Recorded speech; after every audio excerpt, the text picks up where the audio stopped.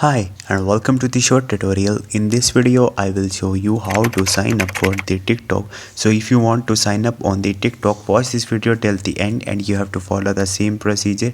And if this video really helps you out, do subscribe to my channel. So first of all, you have to open your TikTok mobile application and you will see this type of the screen.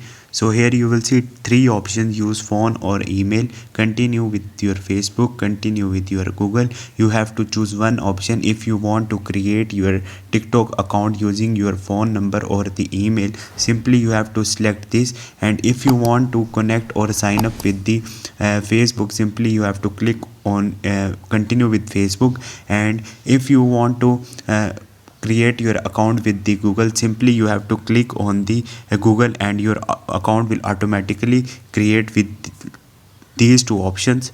But if you click on the use phone or email, here you have to enter your date of birth, then simply click on the next. Once you will do it, here you have to enter your phone number, or you can simply select the email. To enter your email, choice is your. Once you will enter email or the phone number, simply click on the next. Once you will click on the next, your TikTok account will be created. So this is the procedure to sign up for the TikTok. Hope this video will helpful for you. If you have any question, you can ask me in the comment section.